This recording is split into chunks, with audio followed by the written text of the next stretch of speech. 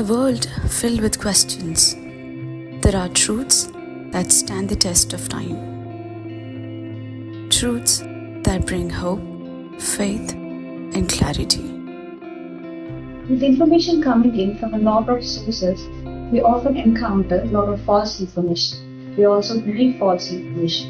So what is truth? అసలు truth అంటే ఏంటి అండ్ దాన్ని మనం ఎలా తెలుసుకుంటాం? క్రిస్టియన్ గా ఉండడం అంటే లైఫ్ లో ఫన్, ఎంజాయ్మెంట్ ఇవన్నీ వదిలేసి ఒక రూల్ బుక్ ని ఫాలో అవ్వడమేనా?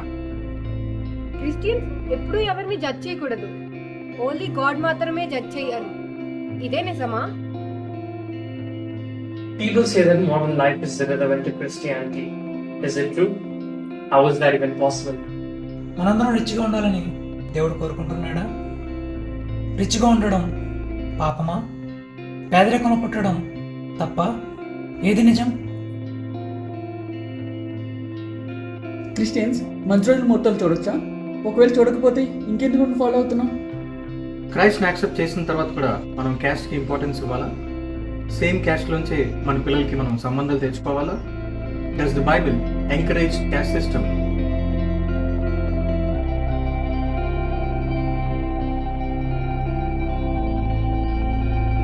క్రిస్టియన్స్ మూవీస్ చూడడం, మ్యూజిక్ ఎంజాయ్ చేయడం, వేరే ఎంటర్టైన్మెంట్ ప్రోగ్రామ్స్ లైక్ స్పోర్ట్స్లో పాల్గొనడం పాపమా? క్రిస్టియన్స్ డాక్టర్ దగ్గరికి వెళ్ళకూడదా? మెడికల్ హెల్ప్ తీసుకోవడం గాడ్స్ విల్కి అగేన్స్ట్గా వెళ్ళడమా? ఇలా చేయడం వల్ల దేవుని పైన మనకి ఫెయిత్ లేకపోవడానికి చూపిస్తుందా?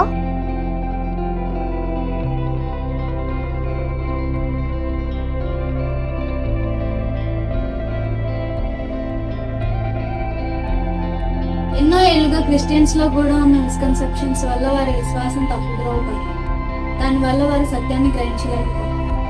ఇటువంటి అసత్యాలు ఆగాలంటే మనం మాట్లాడడం మొదలు పెట్టాలి. అంటే క్రైస్తవుల యొక్క విశ్వాసాలు, నమ్మకాల మీద మనం అవగాహన పెంచుకోవాలి.